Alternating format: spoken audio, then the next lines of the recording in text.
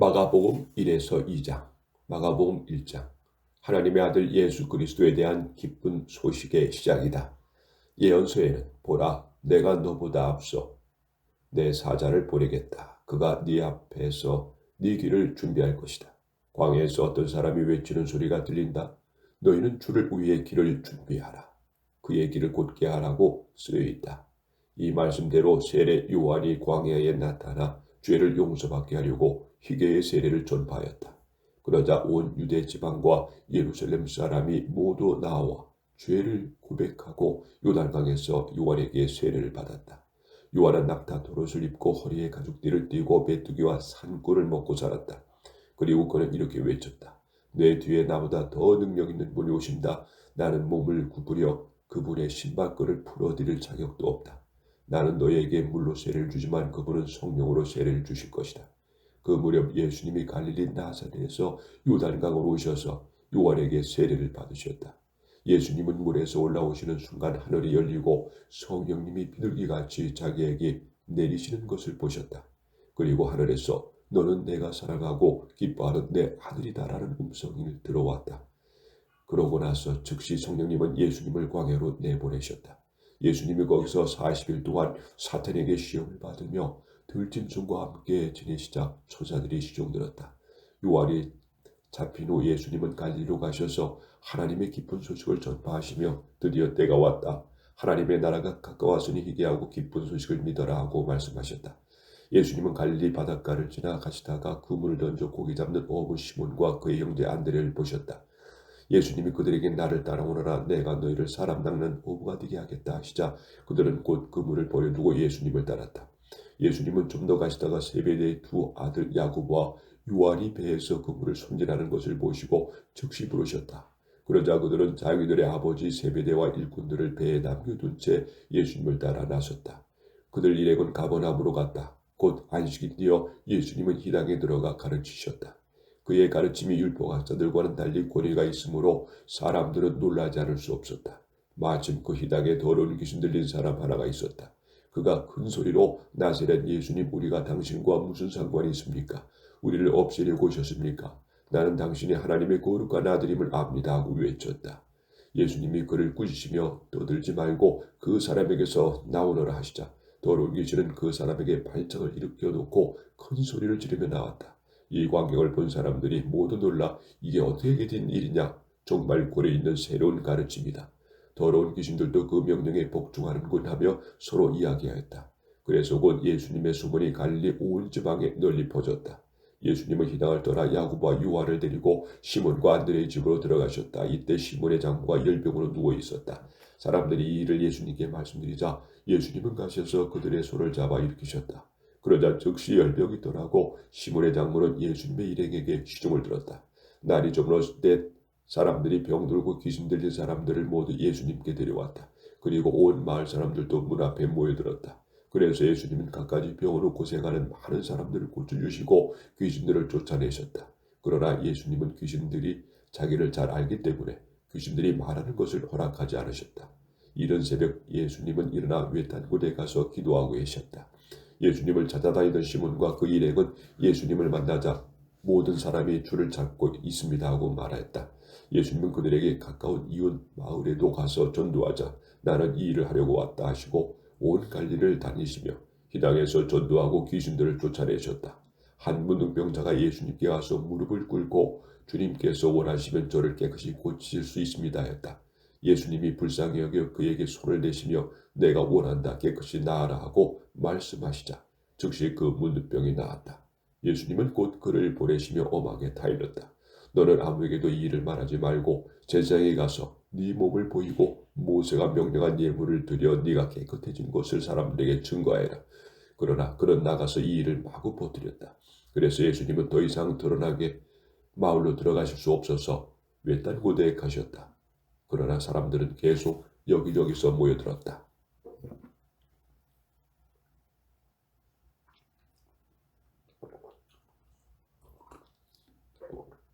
마가복음 2장. 며칠 후 예수님은 다시 가버나움으로 들어오셨다. 예수님이 집에 계신다는 소문이 퍼지자 많은 사람들이 모여들어 문 앞에서 꽉 차서 발 들여놓을 틈이 없었고 예수님은 그들에게 하나님의 말씀을 전하고 계셨다. 이때 네 사람이 한 중풍병자를 메고 예수님께 왔다. 그러나 사람들이 너무 많아 그를 예수님께 데려갈 수 없어서 그분은 계신 곳에 지붕을 뜯어 병자가 누워있는 들것을 달아내렸다. 예수님은 그들의 믿음을 보시고 중풍병자에게 얘야 네 죄가 용서받았다고 말씀하셨다. 그러자 거기 앉아있던 몇몇 율법학자들은 속으로 이 사람이 어째서 이런 말을 하는가? 하나님을 모독하는 말이다. 하나님 한 분 외에는 누가 죄를 용서할 수 있다는 말인가 하고 생각하였다.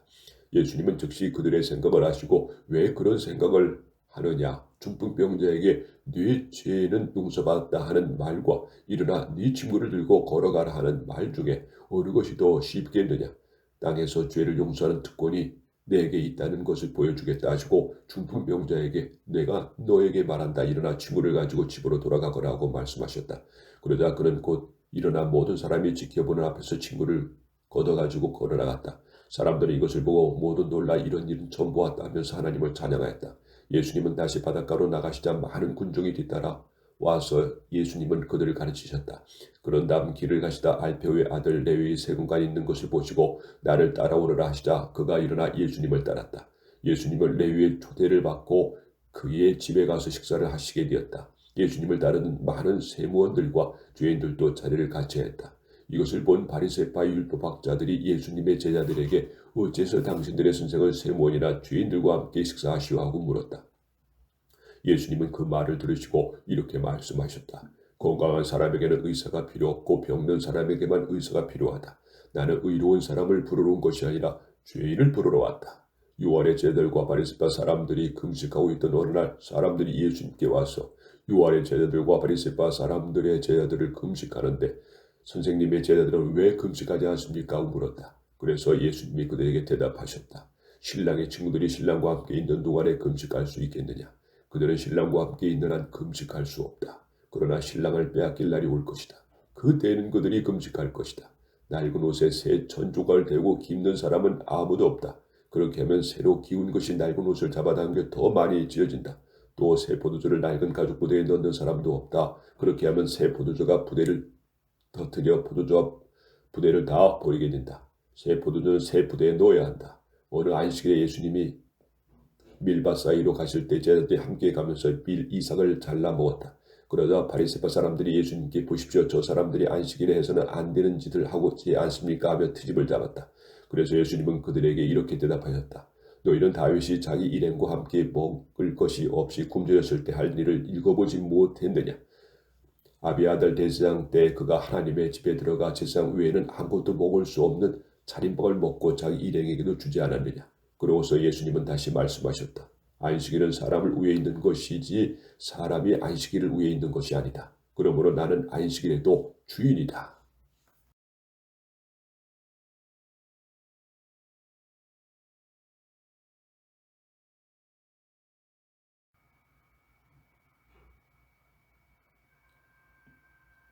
마가복음 3에서 4장, 마가복음 3장. 예수님이 다시 휘당에 들어가셨다. 거기에 한쪽 손이 우울하던 사람이 있었다. 그날이 안식일이기 때문에 사람들은 예수님이 그 사람을 고치면 고발하려고 지켜보고 있었다. 예수님은 손 우울하던 사람에게 일어나 앞으로 나오너라 하시고 지켜보는 사람들을 향해 안식일에 선한 일을 하는 것과 악한 일을 하는 것, 사람을 살리는 것과 죽이는 것 중에 어느 것이 옳으냐 하고 물으셨다. 그러나 그들은 아무 대답이 없었다. 예수님은 노연 얼굴로 둘러보시고 그들의 고집스러운 마음을 슬퍼하시며 병자에게 네 손을 펴라 하고 말씀하셨다. 그래서 그가 손을 펴자 우울하던 그의 손이 완전히 회복되었다. 그러자 바리새파 사람들은 급히 나가서 헤롯 당원들과 만나 예수님을 죽일 방법을 의논하였다. 예수님이 제자들과 함께 바닷가로 다시 가시자 갈릴리에서 온 많은 사람들이 뒤따랐다. 또 유대 예루살렘 이두메 요단강 건너편 두로와 시돈 근처에서도 많은 사람들이 예수님의 하신 일을 듣고 몰려왔다. 예수님은 몰려드는 사람들을 피하려고 제자들에게 작은 배 한 척을 준비하라고 하셨다. 예수님이 많은 사람들을 고쳐주셨으므로 병으로 고생하는 사람들이 예수님을 만지려고 마구 밀려 닥쳤다. 그리고 더러운 귀신 들린 사람들은 예수님을 보기만 하면 그분 앞에 엎드려 당신은 하나님의 아들입니다 하고 소리쳤다. 그래서 예수님은 그들에게 자기가 누구라는 것을 말하지 말라고 엄하게 경고하셨다. 예수님은 산에 올라가 자기가 원하는 사람들을 불러 모셨다. 그들이 모두 모이자 예수님은 12제자를 따로 뽑아 자기와 함께 있게 하시고 또 내보내어 전도도 하게 하시며 귀신을 쫓아내는 권능도 주셨다. 예수님이 뽑아 세운 이 12제자는 이렇다. 베드로라는 이름을 받은 시몬, 보아너에게 곧 우레의 아들이란 이름을 받은 세베대의 두 아들 야고보와 요한, 안드레, 빌립, 바들로메, 마테, 도마, 알페오의 아들 야고보, 다데오, 가나안 사람 시몬, 그리고 예수님을 반가른 유다 사람 유다였다. 예수님이 어느 집에 들어가시자 다시 많은 사람들이 몰려와 예수님 일행은 식사할 겨를도 없었다. 한편 예수님의 가족은 그분이 미쳤다는 소문을 듣고 붙잡으려고 찾아다 나섰다. 예루살렘에서 내려온 율법학자들은 그에게 사탄이 붙었다며 또 그가 귀신의 왕을 힘입어 귀신을 쫓아낸다 했다. 그래서 예수님은 그들을 가까이 불러놓고 비유를 들어 이렇게 말씀하셨다.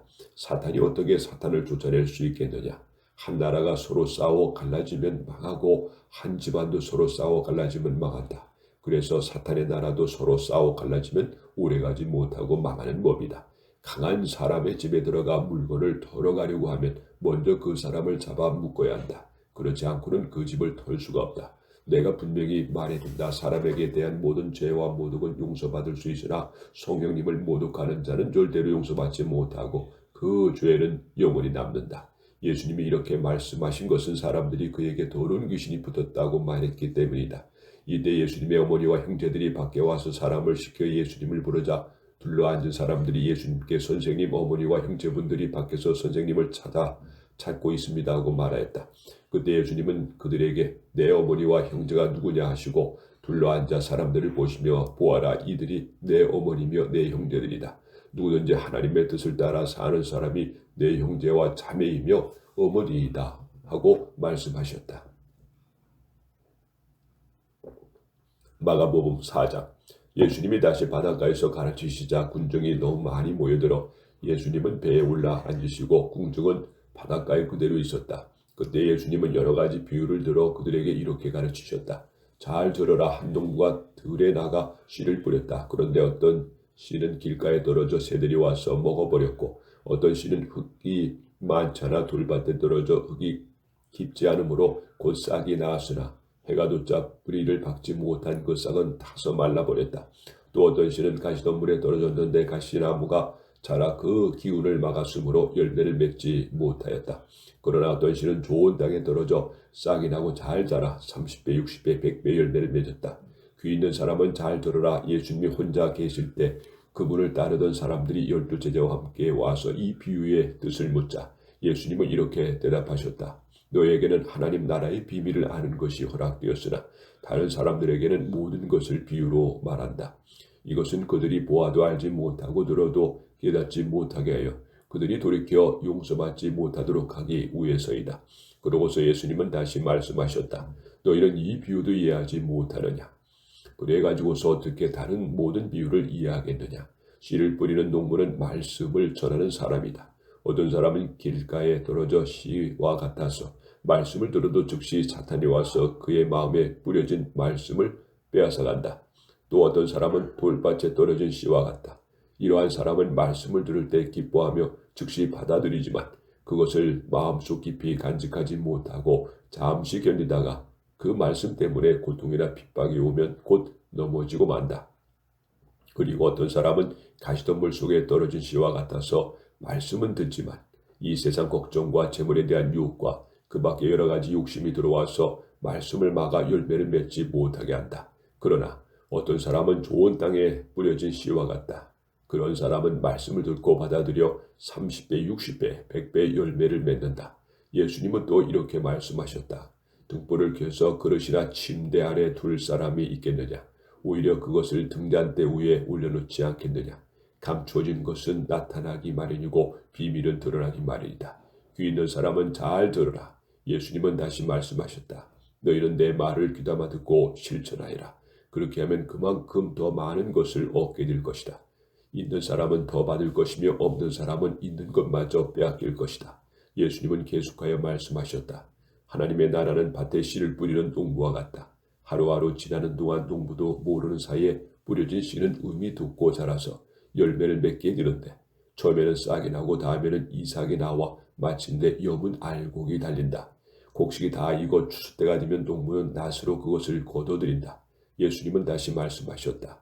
하나님의 나라를 무엇에 비유하며 어떻게 설명할까? 하나님의 나라는 겨자씨 한 알과 같다. 그것이 땅에 심길 때는 씨앗 중에 가장 작은 것이지만 심기 후에는 모든 채소보다 더 크게 자라서 큰 가지를 늘어뜨린다.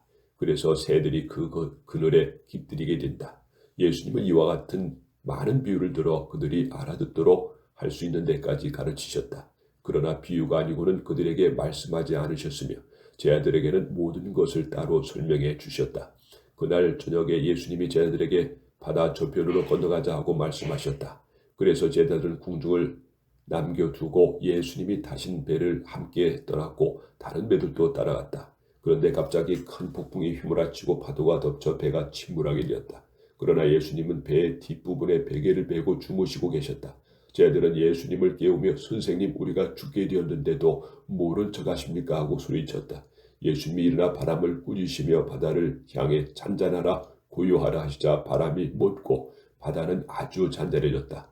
그러고 나서 예수님은 제자들에게 왜 그렇게 무서워하느냐? 너희가 아직도 나를 믿지 못하느냐 하고 말씀하셨다. 제자들은 몹시 두려워하며 도대체 이분이 누구이시게 바람과 바다도 복종하는가 하고 서로 수군거렸다.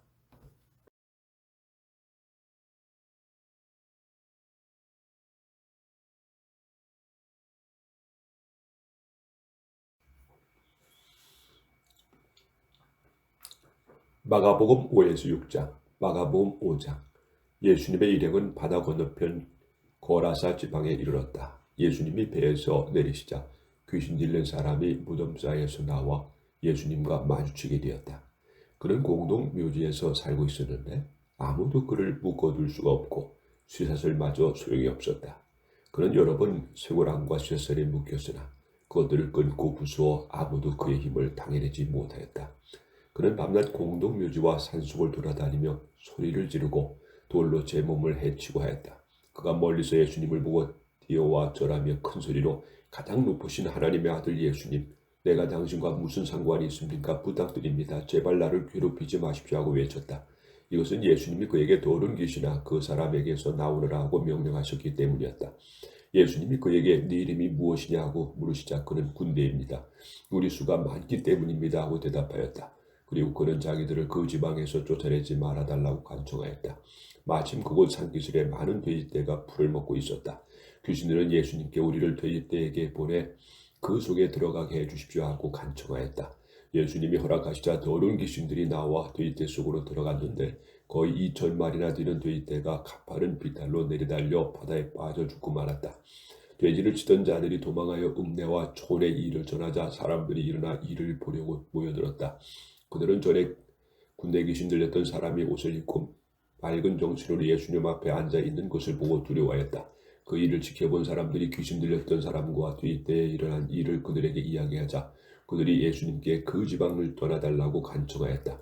예수님 배에 오르실 때 귀신 들렸던 사람이 같이 가게 해달라고 간청하였으나 예수님은 허락하지 않으시고 그에게 어서 집으로 돌아가 주님께서 행하신 큰 일과 어떻게 너를 불쌍히 여기시는가를 가족들에게 알려라 하고 말씀하셨다. 그가 또 가서 예수님이 자기에게 행하신 큰 일을 대가 멀리 지방에 알리자 듣는 사람들이 모두 신기하게 여겼다. 예수님은 배를 타고 다시 건너편으로 돌아오셨다. 많은 군중들이 바닷가에 계시는 예수님께 모여들었다. 그때 야이로라는 희당장이 와서 예수님 발 앞에 엎드려 제 어린 딸이 죽어갑니다. 제발 오셔서 손을 얹어 살려주십시오 하고 간청하였다.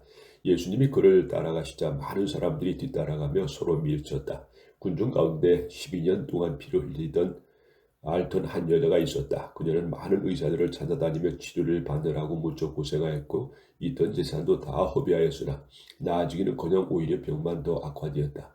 마침 그녀는 예수님의 소문을 듣고 궁중 틈에 기어가다가 뒤에서 예수님의 옷자락을 만졌다. 그 여자는 예수님의 옷만 만져도 자기 병이 나을 것이라고 생각했던 것이다. 예수님의 옷자락을 만지는 순간 즉시 피가 멎었고 그녀는 병이 나을 것을 느꼈다. 예수님은 곧 능력이 자기에게서 나간 것을 아시고 돌아보시며 누가 내 옷을 만졌느냐 하고 물으셨다. 그러자 제자들이 예수님께서 군중이 이렇게 서로 밀치는 것을 보시면서 누가 만졌느냐고 물으십니까 하고 말하였다. 그러나 누가 옷을 만졌는지 알아보려고 예수님이 둘러보시자 그 여자는 자기에게 이러한 일을 알고 두려워 떨며 예수님 앞에 와서 엎드려 사실대로 말했다. 그래서 예수님은 그 여자에게 따라 네 믿음이 너를 낫게 하였다. 평안히 가거라. 그리고 질병에서 해방되어 건강하여라 하고 말씀하셨다. 예수님이 아직 말씀하고 계실 때 희당장의 집에서 온 사람들이 따님이 죽었습니다. 어째서 선생님을 더 괴롭히십니까 하였다. 예수님은 곁에서 그 말을 들으시고 희당장에게 두려워 말고 믿기만 하라 하셨다. 예수님은 베드로와 야고보와 그의 동생 요한 외에는 아무도 따라오지 못하게 하시고 그들과 함께 희당장의 집으로 갔다. 웅성거리는 가운데 사람들이 울며 몹시 통곡하고 있는 것을 보시고 예수님은 안으로 들어가 어째서 소란스럽게 우느냐 그 아이는 죽은 것이 아니라 자고 있다고 말씀하셨다. 그러나 그들은 예수님을 비웃었다. 예수님은 사람들을 다 보낸 후 소녀의 부모와 데리고 간 제들과 함께 소녀가 있는 방에 들어가셨다. 예수님은 소녀의 손을 잡고 달리다고 하셨는데 이 말을 소녀가 내가 너에게 말한다. 일어나라는 뜻이었다. 그러자 12살 된 그 소녀는 곧 일어나 걸어다녔다. 이것을 지켜본 사람들은 너무 놀라 정신이 하나도 없었다. 예수님은 이 일을 아무에게도 알리지 못하게 하셨다. 단단히 주의시킨 후 소년에게 먹을 것을 주라고 말씀하셨다. 마가복음 6장. 예수님이 그곳을 떠나 고향으로 가시자 제자들이 따라갔다. 안식일이 되어 예수님은 희당장에서 가르치셨다. 많은 사람들이 듣고 놀라며 이렇게 말하였다. 저 사람이 이 모든 것을 어디에서 얻었을까? 저 사람이 이런 지혜와 놀라운 힘이 어떻게 해서 생긴 것이냐? 저 사람은 마리아의 아들 목수며 야고보와 요셉과 유다와 시몬의 형제가 아니냐? 저 사람의 누이 동생은 우리와 함께 여기 있지 않느냐? 그러고서 그들은 예수님을 배척하였다. 예수님은 예언자가 고향과 친척과 자기 집에서 존경을 받지 못한다 하시고 거기서는 아무 기적도 베풀 수 없어서 병자 몇 사람에게만 손을 얹어 고쳐주셨다. 예수님은 그들이 자기를 믿지 않는 것을 보고 놀라시지 않을 수 없었다. 그 후 예수님은 여러 마을을 다니며 가르치셨다. 그리고 예수님은 12제자를 불러 둘씩 짝지어 보내시며 더러운 귀신을 쫓아내는 권능을 주시고 그들에게 이렇게 명령하셨다. 여행하는데 필요한 지팡이 외에는 아무것도 가지고 가지 말아라. 식량이나 가방이나 돈도 가지고 가지 말고 신발만 신고 여러분의 옷도 껴입지 말아라. 예수님은 다시 말씀하셨다. 어느 마을에 들어가든지 거기서 떠날 때까지 너희는 한 집에서 머물러라. 어느 곳에든지 사람들이 너희를 영접하지 않고 너희 말도 듣지 않거든 그곳을 떠날 때 신발을 묻은 먼지를 털어 그들에 대한 증거를 삼아라. 그래서 제자는 나가서 희게하라고 전도하며 많은 귀신을 쫓아내고 여러 병자에게 기름을 발라 고쳐주었다. 예수님은 소문이 널리 퍼져 마침내 헤롯의 귀에까지 들어갔다. 사람들은 죽은 세례 요한이 다시 살아났다. 그래서 그가 기적을 행하는 이러한 일을 소유하게 되었다고 말하였다. 어떤 사람은 그를 엘리야라고 말하고 또 어떤 사람은 옛날의 예언자와 같은 분이라고 하였으나 헤롯은 듣고 내가 목 베어 죽인 요한이 다시 살아났다 하였다. 헤롯은 전에 자기 동생 빌립 아내에게 헤로디아 결혼한 일로 요한을 잡아 가둔 일이 있었다. 그것은 요한이 헤롯에게 동생의 아내와 결혼한 것은 잘못입니다 하고 말했기 때문이었다. 그래서 헤로디아는 요한에게 양심을 붓고 그를 죽이려 하였으나 헤롯이 요한을 의롭게 거룩한 사람으로 여겨 두려워하며 보호하기 때문에 뜻을 이루지 못하였다. 헤롯은 요한의 말을 들을 때 몹시 괴로워하면서 그의 말을 즐겨 듣곤 하였다. 마침 헤로디아에게 좋은 기회가 왔다. 헤롯이 자기 생일에 고관들과 고위 군 지관들과 갈릴리의 귀빈들을 초대하여 잔치를 베풀었다. 그 자리에 헤로디아의 딸이 들어와 춤을 추어서 헤롯과 참석한 사람들을 즐겁게 하자 왕은 소녀에게 네 소원이 무엇인지 말해보아라. 내 나라의 절반에도 주겠다 하고 약속하였다. 소녀가 나가서 자기 어머니에게 무엇을 요구할까요 하고 묻자 그녀는 세례 요한의 머리를 달라고 하여라 하고 대답하였다. 그래서 소녀는 급히 왕에게 가서 세례 요한의 머리를 쟁반에 담아 지금 곧 제게 주십시오 하였다. 왕은 몹시 괴로워하면서 자기가 한 약속과 잔치자리에 앉아있는 손님들 때문에 소녀의 요구를 거절하고 싶지 않았다. 왕이 즉시 사형 집행인을 보내며 요한의 목을 베어오라고 명령하자 그는 감옥에 가서 요한의 목을 베어 그 머리를 쟁반에 담아다가 소녀에게 주었으며 소녀는 그것을 자기 어머니에게 갖다 주었다.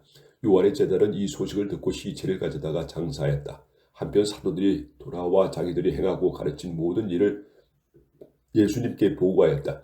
그때 예수님은 그들에게 외딴 곳으로 같이 가서 잠시 쉬도록 하자 하고 말씀하셨다.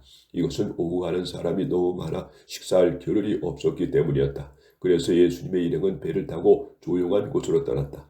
그러나 그들이 떠나는 것을 본 많은 사람들이 예수님의 일행인 줄 알고 여러 마을에서 나와 육로로 달려가 그곳에 먼저 도착하였다. 예수님을 배에서 내려 많은 군중들을 모시고 목 잡는 양과 같아서 그들을 불쌍히 여겨 많은 것을 가르치셨다. 날이 저물어 가자 제자들이 예수님께 와서 말하였다. 이곳은 벌판인 데다 날도 이미 저물었습니다. 사람들은 가까운 마을로 보내 각자 음식을 사 먹게 하십시오. 너희가 저들에게 먹을 것을 주어라. 우리가 가서 200데나리온이나 들여 빵을 사다가 먹이란 말입니까? 너희가 가진 빵이 몇 개나 되는지 가서 알아보고 오너라. 그래서 제자들이 알아보니 빵 5개와 물고기 2마리뿐이었다. 그때 예수님이 제자들에게 모든 사람을 떼지어 풀밭에 앉히라고 지시하시자 그들은 100명씩 50명씩 모여 앉았다. 예수님은 빵 5개와 물고기 2마리를 받아들고 하늘을 우러러 감사기도를 드리신 다음 빵에 떼어서 제자들에게 주시며 사람들 앞에 갖다 놓게 하였다. 그리고 물고기 2마리도 모두 사람들에게 나누어 주었다. 그래서 그들은 모두 실컷 먹고 남은 빵과 물고기 조각을 12광줄이나 거두었으며 먹은 사람은 남자만 약 5,000명이었다. 예수님은 군중들을 돌려보내시는 동안 제자들이 서둘러 배를 타고 자기보다 먼저 건너편 베세다로 건너가게 하셨다. 군중을 다 보낸 후에 예수님은 기도하시려고 산에 올라가셨다. 날은 이미 저물었고 제자들이 탄 배는 바다 가운데 있었으며 예수님은 혼자 육지에 계셨다. 바람이 휘몰아치므로 제자들이 노를 저었느라 애쓰는 것을 보신 예수님은 새벽 4시쯤 바다 위에 걸어서 제자들에게 오시다가 그대로 지나가시려 하셨다. 그때 바다 위를 걸어오시는 예수님을 보고서 제자들은 유령인 줄 알고 모두 놀라 소리를 질렀다.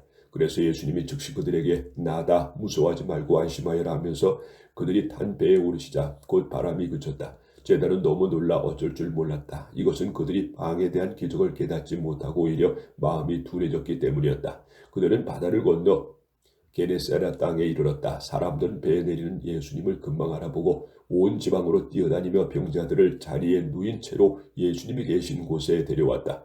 또 사람들은 예수님이 이르시는 곳마다 병자들을 길거리에 데려다 놓고 예수님의 옷자락이라도 만지게 해달라고 간청하였으며 만진 사람은 모두 나았다.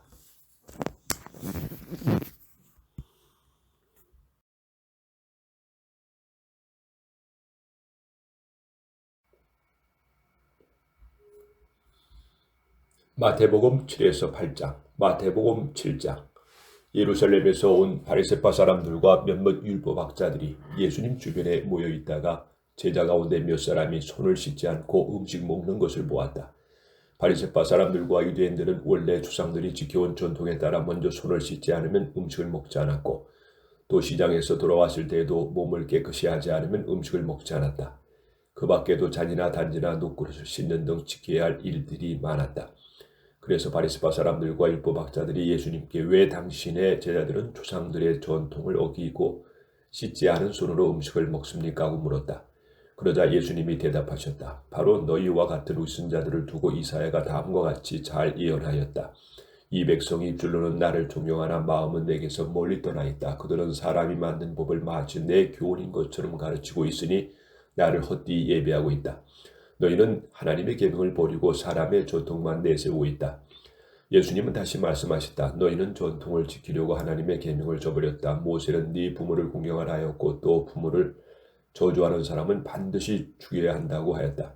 그런데 너희는 부모에게 드려야 할 것을 고르반 곧 하나님께 예물로 드렸습니다 하고 말하기만 하면 그만이라고 하여 부모에게 아무것도 해줄 필요가 없다고 가르친다.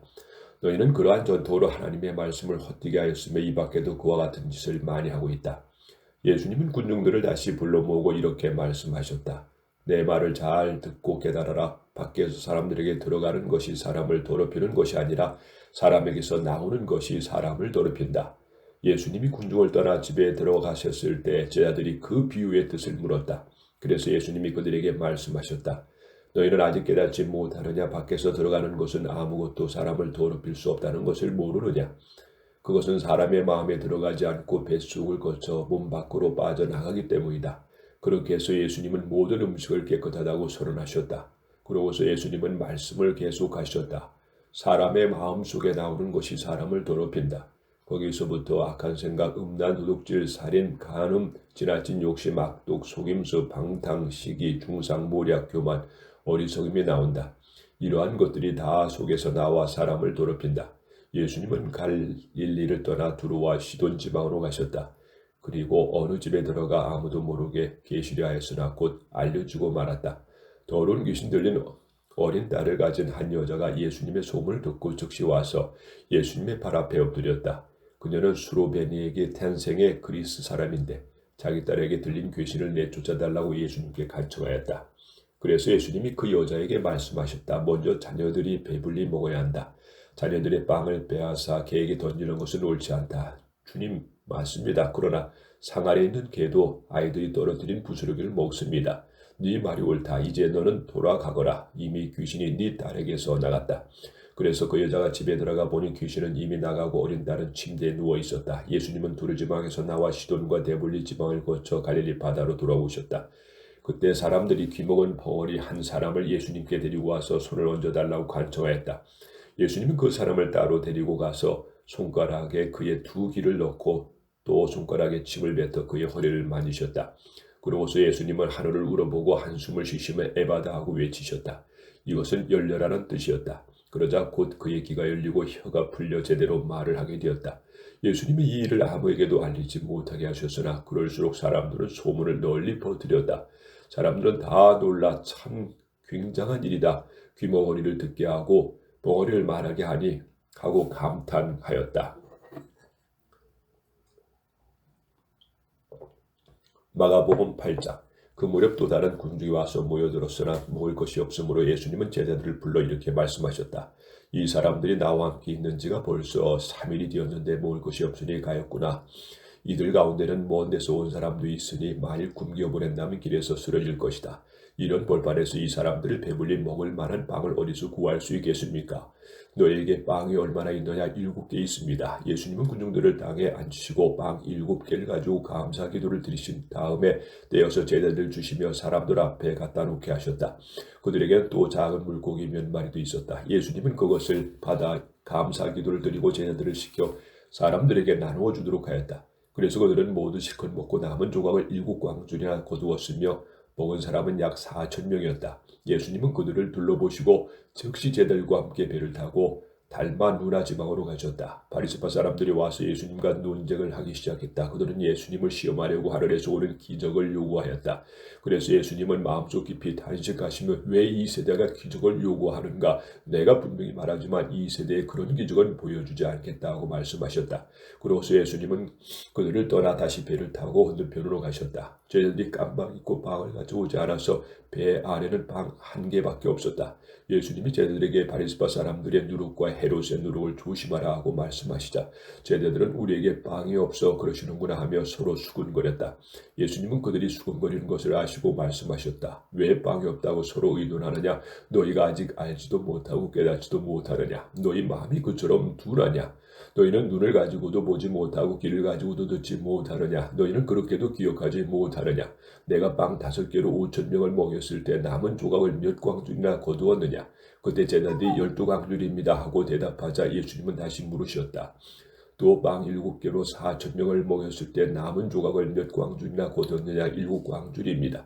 그래서 예수님은 제자들에게 너희는 아직도 깨닫지 못하느냐 하고 말씀하셨다. 예수님의 일행이 베세다에 이르자 사람들이 한 소경을 데리고 와서 예수님께 고쳐달라고 간청하였다.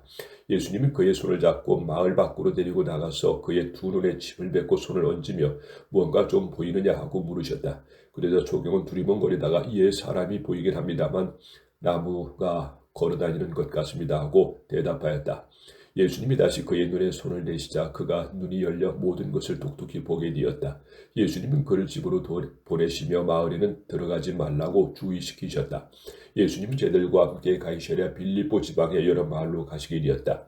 가는 도중에 예수님이 제자들에게 사람들이 나를 누구라고 하느냐고 물으셨다.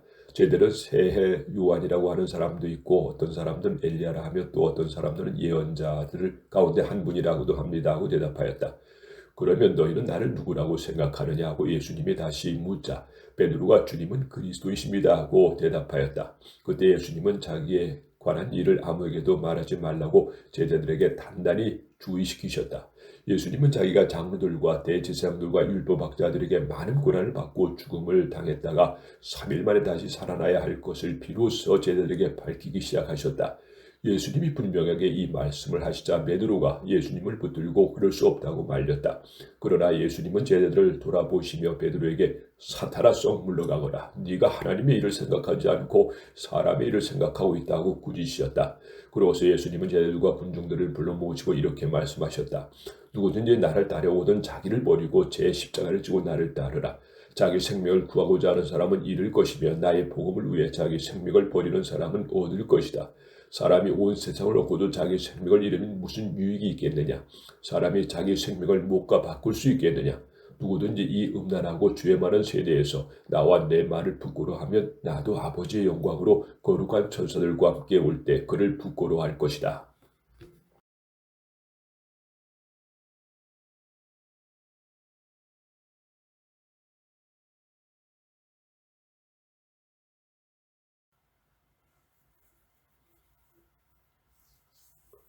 마가복음 9에서 10장, 마가복음 9장. 그러고서 예수님은 다시 말씀하셨다. 내가 분명히 말해둔다. 여기 서 있는 사람들 가운데 죽기 전에 하나님의 나라가 권능으로 오는 것을 볼 사람도 있을 것이다. 여세 후 예수님은 베드로와 야곱과 요한만을 데리고 높은 산으로 올라가셨다. 예수님은 그들이 보는 앞에서 모습이 변하여 그곳이 세상에 어느 누구도 더 이상 희게 할 수 없을 만큼 희고 광채가 났다. 그리고 거기에 엘리야와 모세와 나타나 예수님과 함께 이야기하고 있었다. 이 광경을 본 베드로가 예수님께 선생님 우리가 여기 있는 것이 좋겠습니다. 우리가 이곳에 천막 셋을 세워 주님과 모세와 엘리야를 각각 모시겠습니다 하고 말하였다. 사실 베드로는 무슨 말을 해야 할지 몰랐다. 이것은 그들이 몹시 무서워했기 때문이었다. 이때 구름이 그들을 덮고 구름 속에서 이 사람은 내가 사랑하는 내 아들이다. 너희는 그의 말을 들으라 하는 음성이 들려왔다.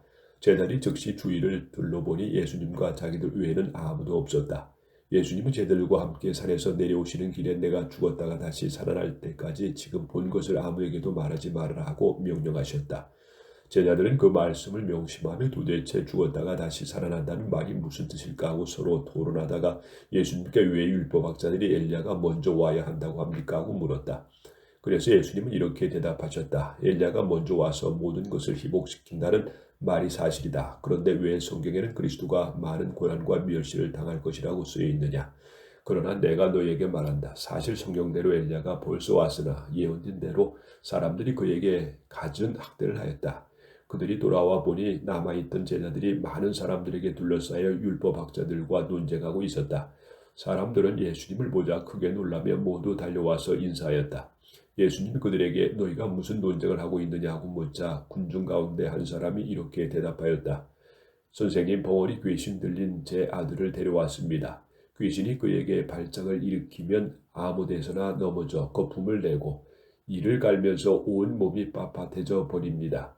그래서 선생님의 제자들에게 데려왔으나 귀신을 쫓아내지 못했습니다. 그러자 예수님은 믿음이 없는 세대야.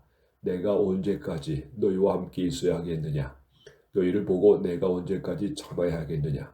아이를 이리 데려오너라 하고 말씀하셨다. 아이를 예수님께 데려가니 귀신이 예수님을 보고 아이에게 발작을 일으켰다. 그러자 아이가 땅에 엎어져 뒹굴며 거품을 내기 시작했다. 그래서 예수님이 아이 아버지에게 물었다. 언제부터 이렇게 되었느냐? 어렸을 때부터입니다. 귀신이 자주 아이를 불과 물 속에 던져 죽이려 했습니다. 그러나 선생님, 하실 수 있다면 우리를 불쌍히 여겨 도와주십시오.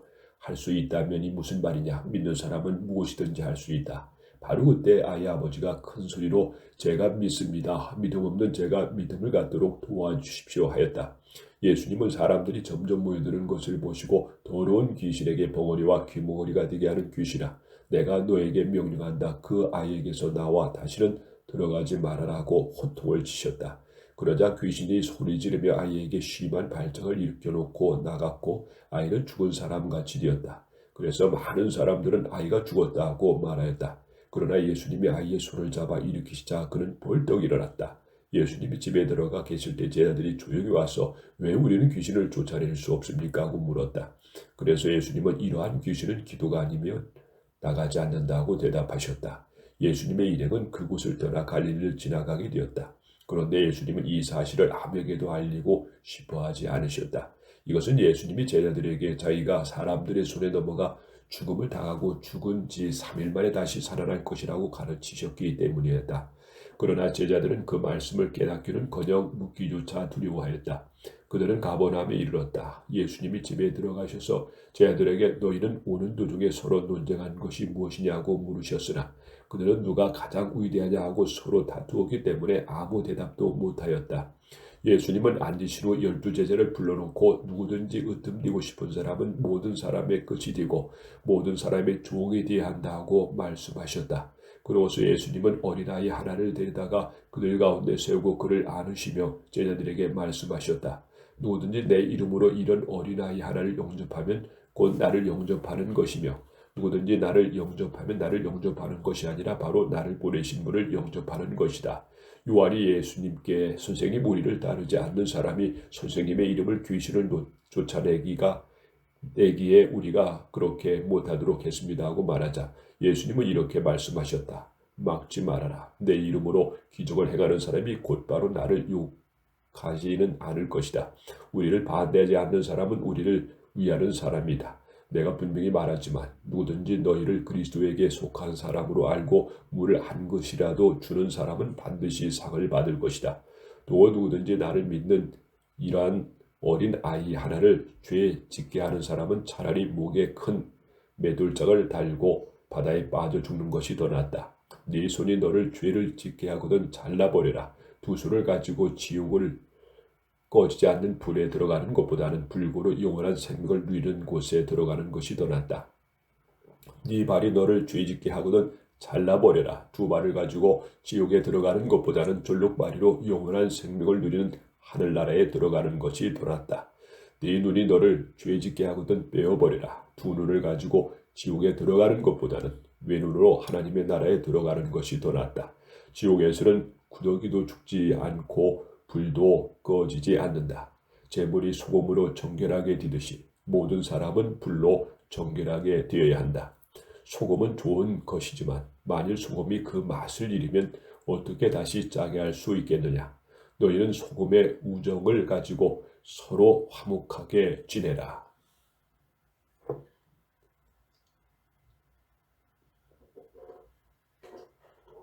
마가복음 10장. 예수님이 그곳을 떠나 유대 지방으로 가서 요단강을 건너가시자 많은 사람들이 다시 모여들었다. 그래서 예수님은 전과 같이 그들을 가르치셨다. 이때 몇몇 바리새파 사람들이 와서 예수님을 시험하려고 물었다. 남편이 아내를 버려도 좋습니까? 모세는 뭐라고 말했느냐? 이혼 정서를 써주기만 하면 아내를 버려도 좋다고 했습니다. 그래서 예수님이 그들에게 이렇게 말씀하셨다. 너희가 고집이 세고 악하기 때문에 모세가 그러한 법을 정한 것이다. 하나님께서는 창조하실 때부터 사람을 남자와 여자로 만드셨다.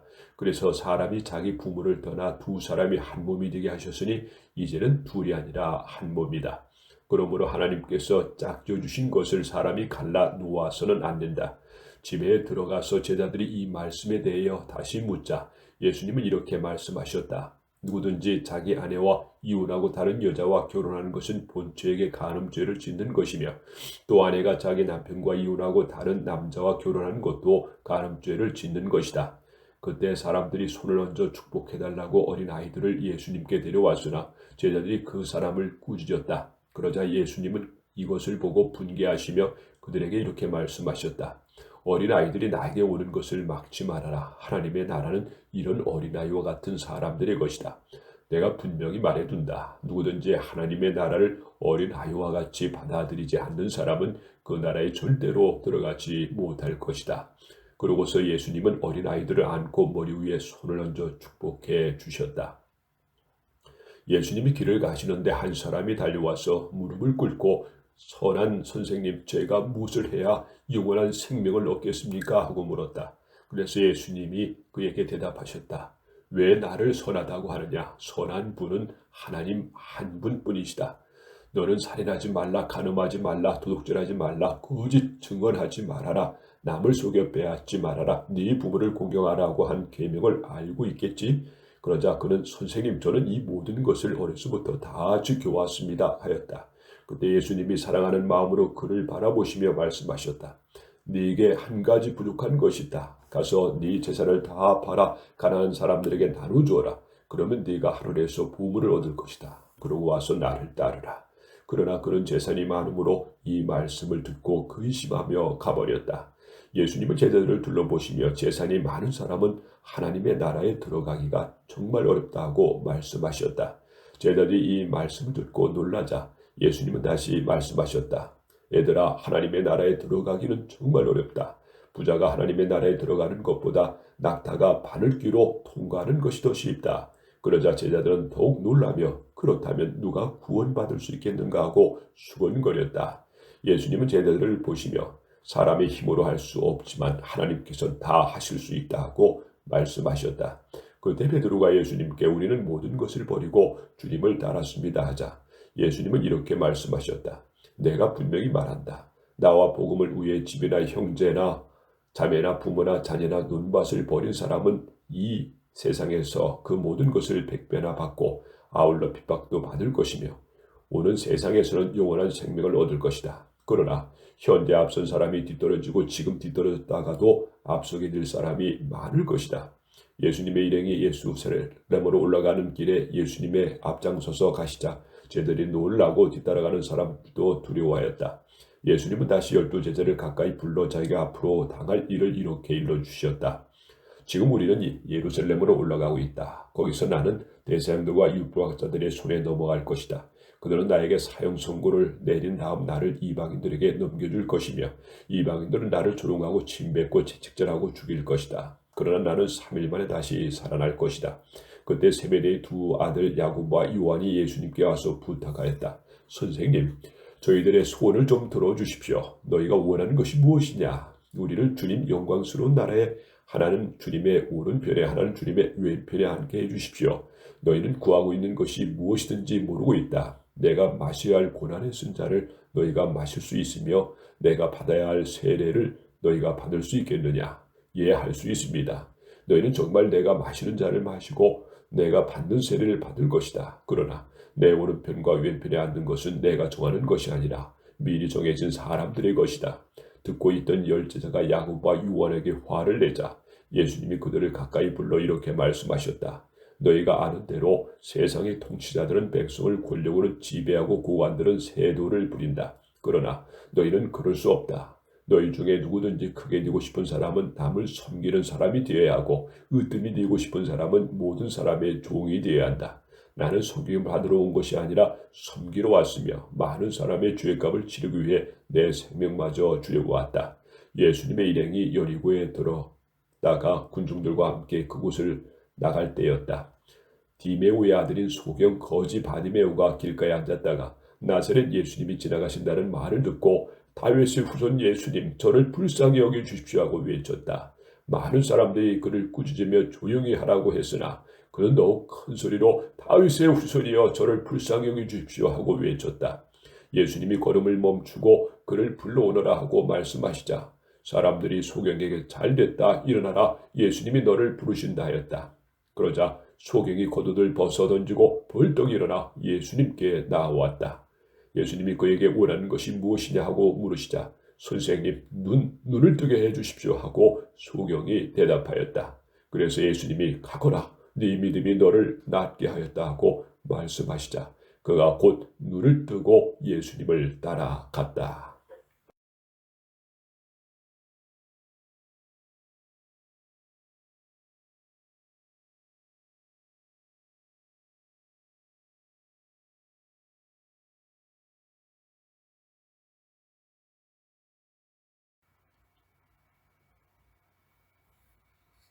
마가복음 11에서 12장, 마가복음 11장. 그들이 예루살렘에 가까운 감람산 깃을 벳바게와 베다니에 이르렀을 때 예수님은 두 제자를 보내며 이렇게 말씀하셨다. 너희는 맞은편 마을로 들어가거라.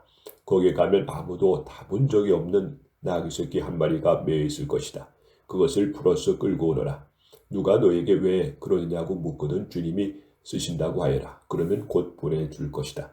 그래서 그들이 가서 문 밖에 길거리에 나가 새끼가 매여 있는 것을 보고 풀자 거기 있었던 사람들이 무슨 일이요? 왜 나귀를 부시하고 물었다. 제자들이 예수님께 일러주신 대로 대답하자 그들이 허락하였다. 제자들은 나귀 새끼를 예수님께 끌고 와서 자기들의 겉옷을 그 위에 걸쳐주었다. 예수님이 나귀가 올라타시자 많은 사람들이 겉을 벗어 길에 펴기도 하고 들에서 푸른 나뭇가지를 꺾어다 길에 깔기도 하였다. 그리고 예수님은 앞뒤를 에워싸고 가는 군중들은 호산나 주의 이름으로 오시는 분에게 찬양을, 앞으로 올 우리 조상 다윗의 나라여 가장 높은 곳에서 호산나하고 환호성을 울렸다.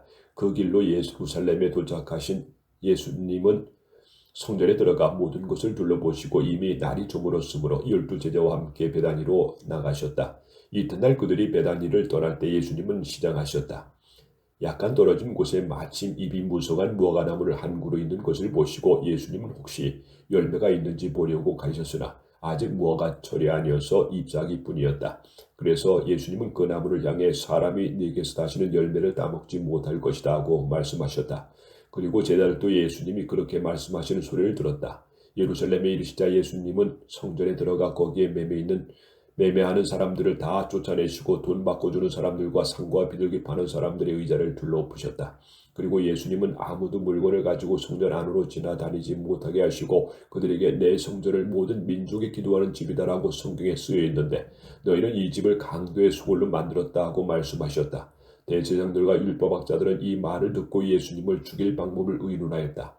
이것은 모든 사람들이 예수님의 가르침에 놀라움으로 그들이 예수님을 두려워했기 때문이었다. 날이 저물자 예수님의 일행은 다시 성 밖으로 나갔다.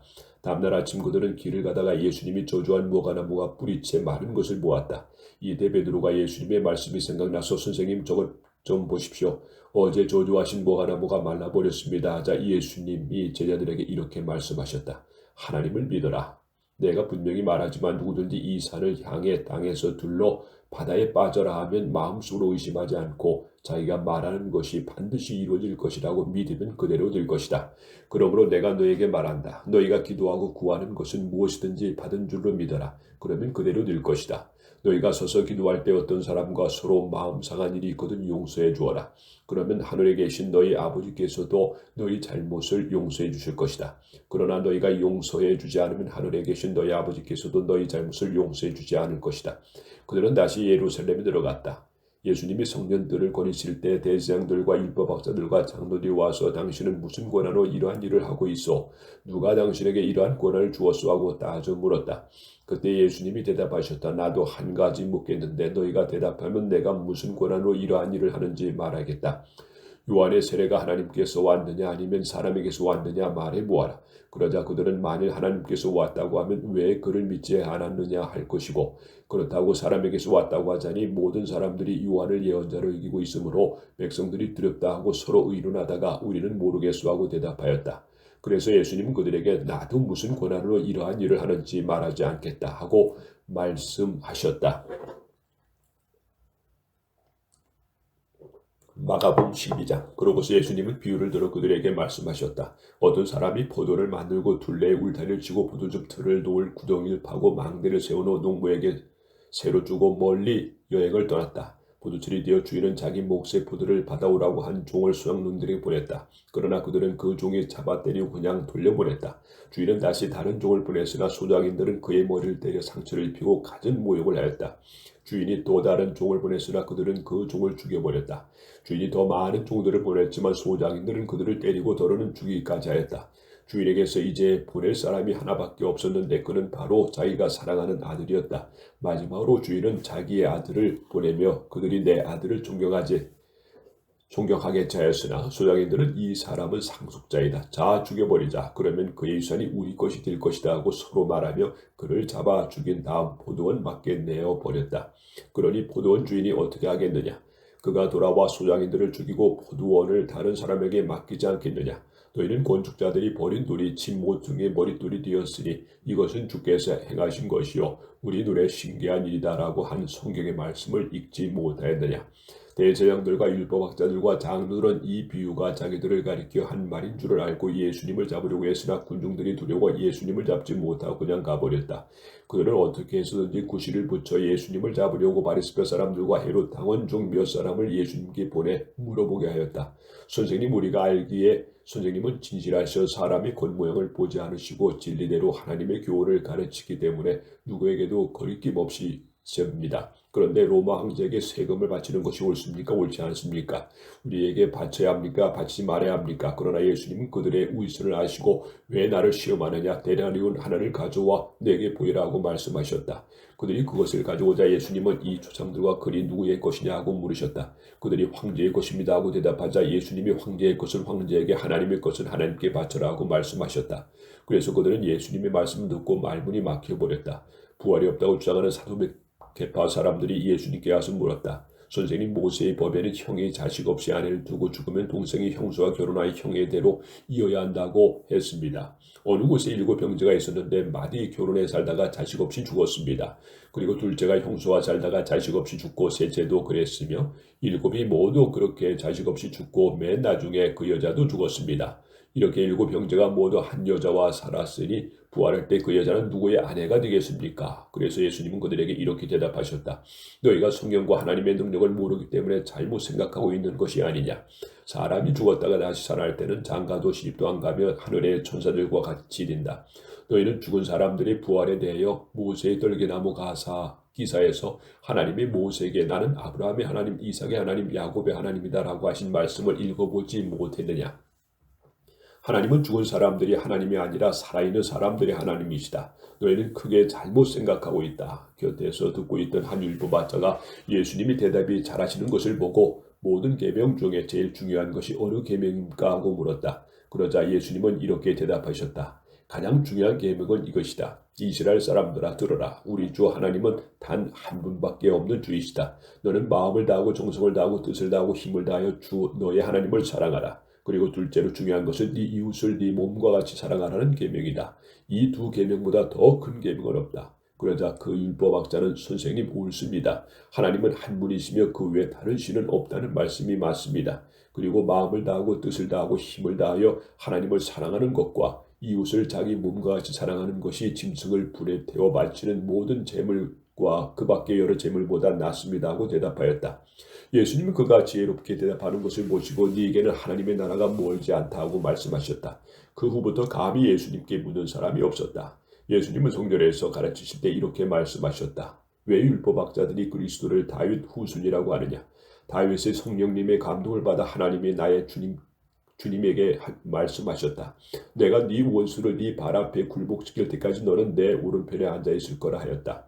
다윗 자신이 그리스도를 주라고 불렀는데 어떻게 그리스도가 다윗의 후손이 되겠느냐. 이때 군중들은 예수님의 말씀을 귀담아 듣고 있었다. 예수님은 또 이렇게 가르치셨다. 율법학자들은 주의하라. 그들은 긴 옷을 입고 다니기를 좋아하고 시장에서 인사받는 것과 시당의 높은 자리에 잔치자리의 특석을 좋아한다. 그들은 과부의 재산을 가로채고 사람들 앞에서 거룩하게 보이려고 길게 기도한다. 이러한 사람들은 더욱 무서운 심판을 받게 될 것이다. 예수님은 헌금함 맞은편에 앉아서 사람들이 헌금하는 것을 보고 계셨다. 여러 부자들이 와서 저마다 많은 돈을 넣는데 한 가난한 과부는 냅돈 2푼 곧 한 고드란트를 넣었다. 그러자 예수님은 제자들을 가까이 불러 말씀하셨다. 내가 분명히 말하지만 이 가난한 과부가 헌금함에 돈을 넣은 다른 모든 사람보다 더 많이 헌금하였다. 그들은 모두 넉넉한 데서 헌금하였으나 이 과부는 가난한 중에서도 자기 생활비 전부를 바쳤다.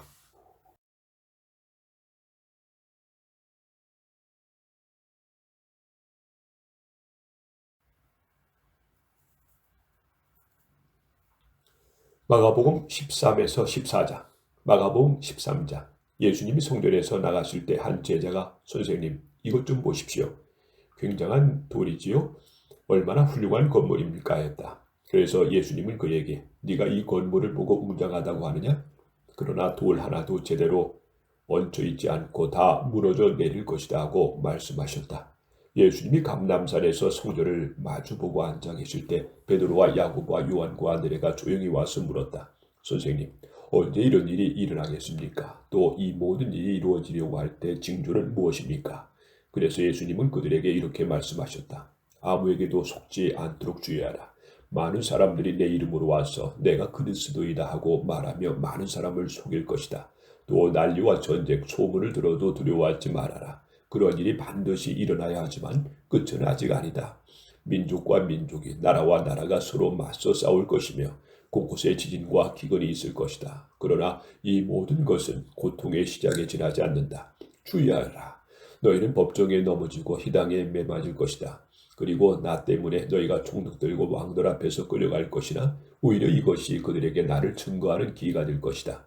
먼저 기쁜 소식이 모든 민족에게 전파되어야 한다. 너희는 끌려가 조사를 받을 때 무슨 말을 할까 걱정하지 말고 성령님이 일러주시는 대로 말하여라. 말하는 분은 너희가 아니라 성령님이시다.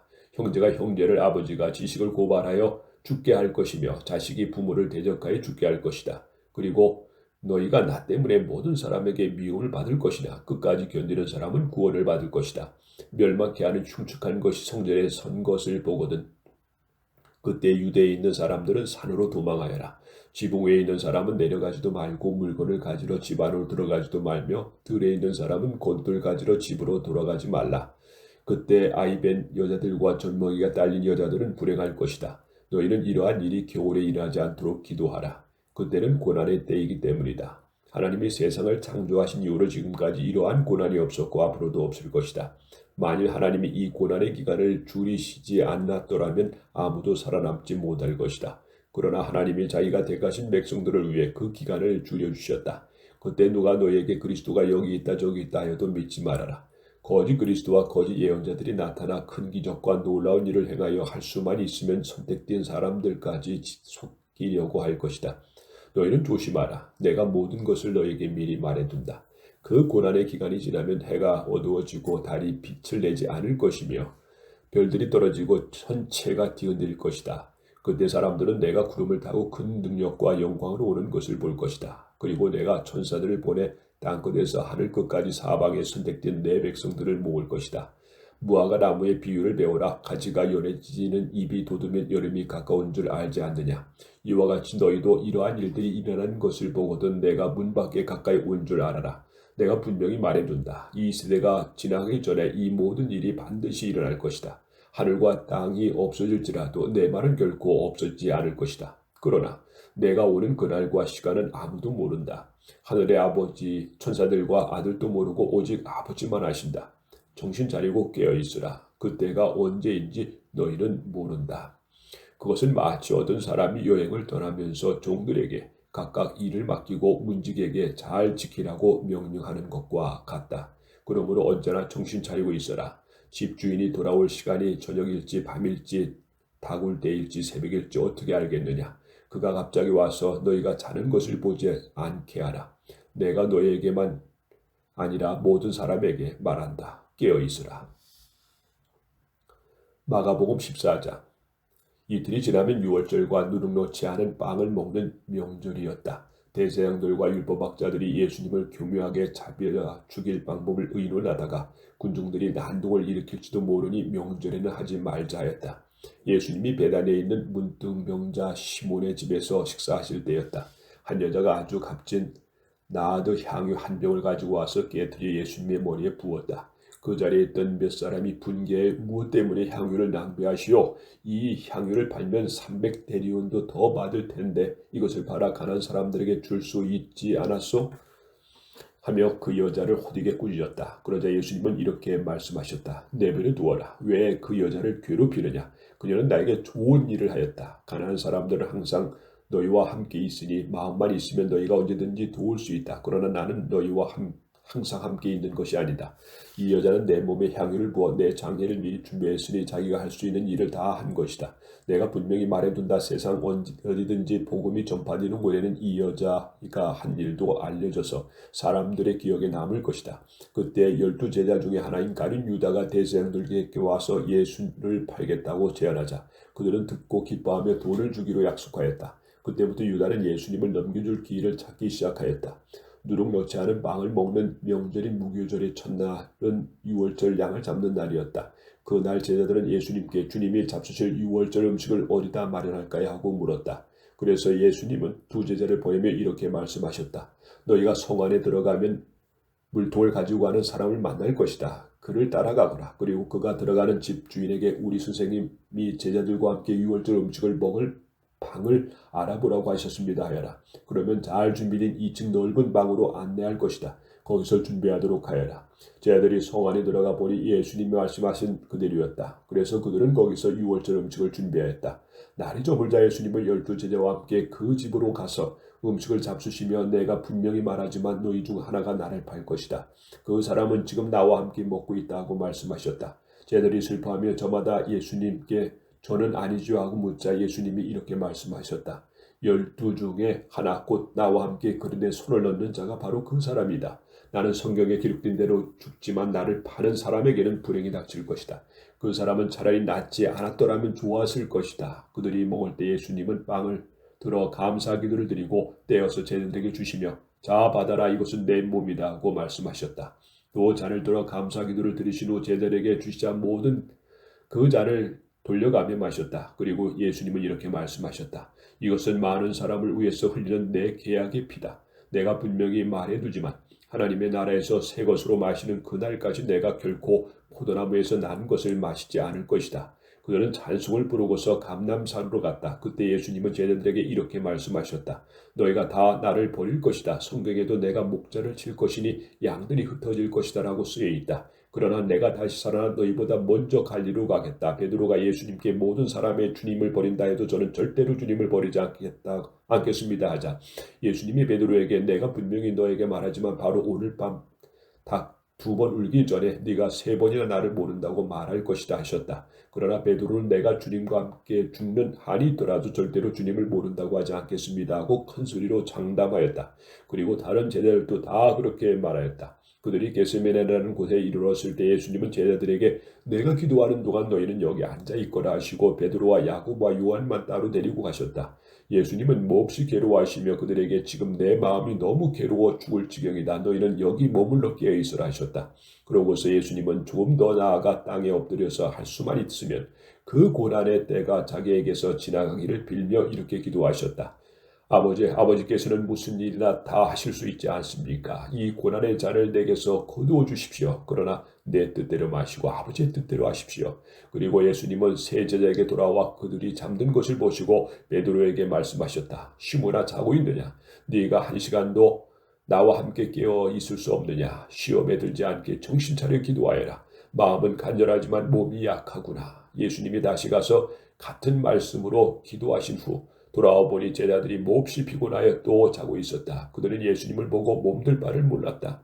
예수님은 3번씩 제자들에게 오셔서 이렇게 말씀하셨다. 아직도 자고 있느냐? 그만하면 됐다. 이제 내가 죄인들의 손에 넘어갈 때가 왔다. 일어나거라. 가자 나를 팔아 넘길 사람이 가까이 왔다. 예수님의 말씀이 미처 끝나기도 전에 12제자 중 하나인 유다가 왔다. 그리고 대제사장들과 율법학자들과 장로들이 보낸 많은 무리도 칼과 몽둥이를 들고 같이 왔다. 유다는 내가 예수께 입을 맞출 테니 그를 단단히 붙잡아 가시오 하고 미리 아무를 짠둔 후 곧 예수님께 나와 선생님하며 예수님께 입을 맞추었다. 그러자 그들이 달려들어 예수님을 붙잡았다. 그때 예수님의 곁에 섰던 한 사람이 칼을 빼어 대제사장의 종을 쳐서 그의 귀를 잘라버렸다. 예수님은 그들을 보시고 이렇게 말씀하셨다. 내가 마치 강도라도 뛰는 것처럼 너희가 칼과 몽둥이를 들고 나를 잡으려 하느냐? 내가 날마다 너희와 함께 성전에 있으면서 가르칠 때는 너희가 나를 잡지 않았다. 그러나 이런 일이 일어나게 된 것은 성경 말씀을 이루기 위해서이다. 그 사이에 제자는 예수님을 버리고 모두 도망쳐버렸다. 그리고 한 청년은 배 호치불만 두르고 예수님을 따라가다가 그들에게 잡히자 두른 것은 팽개치고 알몸으로 달아났다. 그들이 예수님을 대제사장에 끌고 가자 다른 대제사장들과 장로들과 율법학자들이 모두 모였다. 베드로는 예수님을 멀찍이 뒤따라 대제사장의 집들까지 들어가서 경비병들을 틈에 끼워 불을 쬐고 있었다. 대제사장들과 유대인 의회에서는 예수님을 사형에 처하라고 증거를 찾았으나 전혀 찾지 못하였다. 많은 사람들이 예수님에 대하여 거짓 증언을 하였으나 그들의 말도 서로 맞지 않았다. 그때 몇 사람이 일어나 저 사람이 이 성전을 헐고 사람이 짓지 않은 다른 성전을 3일 만에 세우겠다고 하는 말을 들었습니다 하며 예수님에 대하여 거짓 증언을 하였다. 그러나 이 증언도 서로 맞지 않았다. 이때 대제사장이 일어나 예수님께 이들이 내게 불리한 증언을 하였는데도 왜 대답이 없는가 하고 물었다. 그래도 예수님이 침묵을 지키고 대답을 하지 않자 대제사장은 네가 하나님의 아들 그리스도냐고 다시 물었다. 그래서 예수님은 그렇다. 내가 전능하신 분의 오른편에 앉은 것과 구름을 타고 오는 것을 너희가 볼 것이다 하고 대답하셨다. 그러자 대제사장이 자기 옷을 찢으며 이 이상 무슨 증거가 더 필요하겠는가? 여러분도 저 사람이 모독적인 말을 다 들었습니다. 여러분은 어떻게 생각합니까? 하자 그들은 모두 예수님이 사형을 받아야 마땅하다고 하였다. 그리고 어떤 사람들은 예수님께 침을 뱉기도 하고 얼굴을 가리고는 주먹으로 마구 치며 예언자야 너를 때리는 사람이 누군지 알아맞혀 보아라고 조롱하였고 경비병들도 예수님을 넘겨봤더니 뺨을 쳤다. 한편 베드로는 아랫뜰에 있었다. 그때 대제사장의 여종 하나가 와서 불을 찌고 있는데 베드로를 유심히 보더니 당신도 나사렛 사람 예수와 한패지 하였다. 그러나 베드로는 도대체 무슨 소리를 하는지 모르겠소. 당신이 하는 말을 이해하지 못하겠다는 말이오 하고 부인하며 현관으로 나갔다. 그러자 닭이 울었다. 그 여종이 다시 베드로를 보고 곁에서 사람들에게 이 사람은 예수의 제자가 틀림없어요 하였으나 베드로는 이번에도 모르는 일이라고 딱 잡아대었다. 잠시 후 거기 섰던 사람들이 다시 베드로에게 당신도 갈릴리 사람인 걸 보니 그들과 한패임에 틀림없어요 하자 베드로는 만일 자기가 그런 사람이라면 조조를 받을 것이라고 맹세하면서 나는 당신들이 말하는 이 사람을 정말 모릅니다 하였다. 바로 그때 닭이 두 번째 울었다. 베드로는 예수님께서 닭이 두 번 울기 전에 네가 세 번이나 나를 모른다고 말할 것이다 라고 하신 말씀이 생각나서 한없이 울었다.